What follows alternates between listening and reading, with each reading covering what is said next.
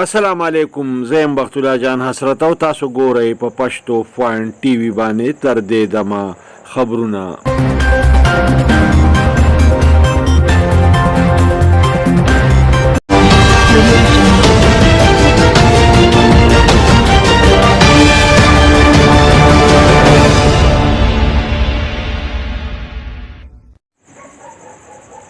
کتونکو راځئ چې وګورو د ټولو اول سر خبرونه.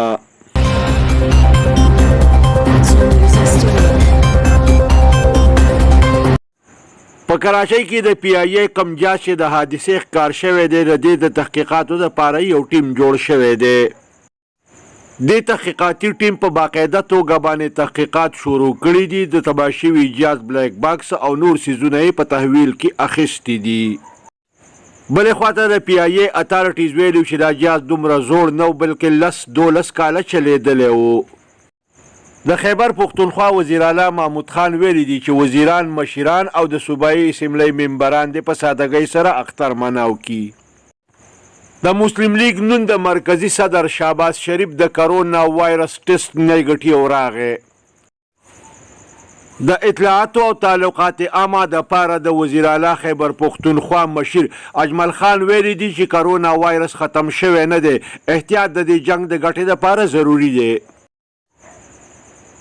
نن په شمالي وزیرستان کې ورکوټه اختر ونمانځلی شو. د اختر جمع وشوه او خلکو یو بل له د اختر مبارکۍ ورکړې.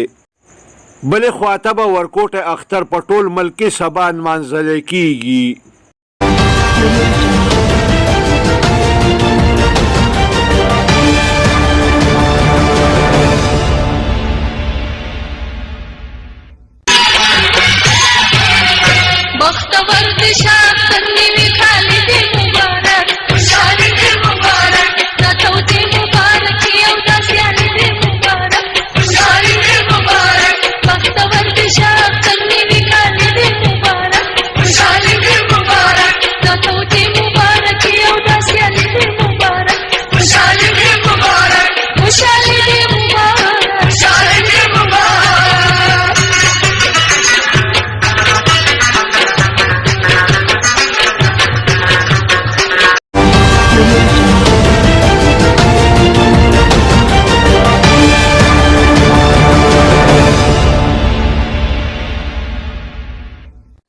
کتونکو راځئ چې وګورو اوس د دې خبرونو تفصیل.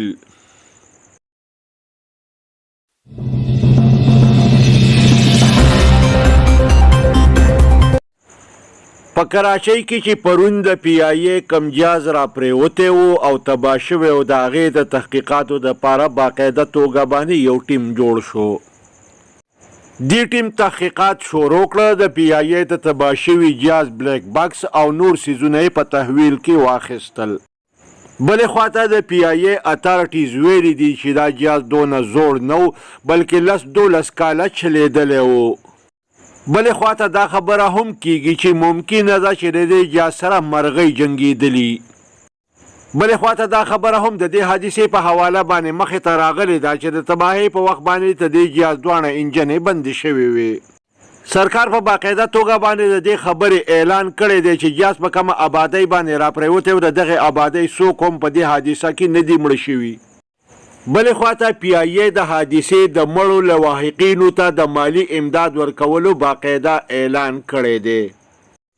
بلې خواته د حادثې په ځای کې امدادي کارروایۍ شروع دي. مړې هسپتالونو ته منتقل شوي دي. دا خبره هم مخې ته راغلې ده چې په دې حادثه کې 2 کسان په معجزانه طور باندې بچ شوي دي.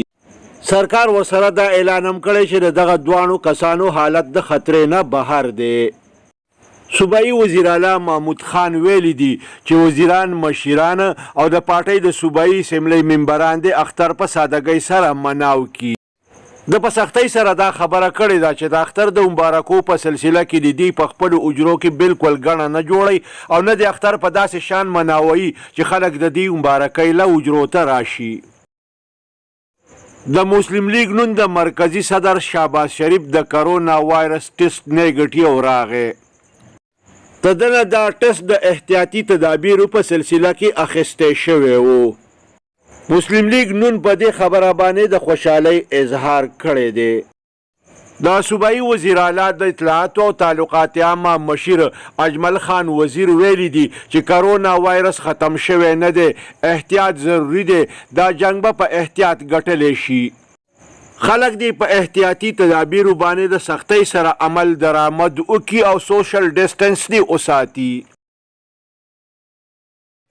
نن په ټول شمالي وزیرستان کې ورکوټ اختر په مذهبي جوش او جذبه سره ونمانځلی شو. د ورکوټ اختر د مانځه جمع په مختلفو مقاماتو باندې وکړی شوې. خلکو یو بل ته د اختر مبارکۍ ورکړلې او په یو ځای باندې خوراکونه وکړه. بلې خواته به سبا په ټول ملک کې ورکوټ اختر د مذهبي جوش او جذبې ته لاندې نمانځلی شي. د مردان په کس کورونو کې د فایرنګ په نتیجه کې 2 کسان شدید زخمی شو. د ریسکي او 112 ټیم په موقع ورسېده، زخمیان یې هسپتال ته ویوړل. بالکل کتونکو د افسوسناکه پیښه د مردان په کس کورونو کې مخې ته راغلې ده.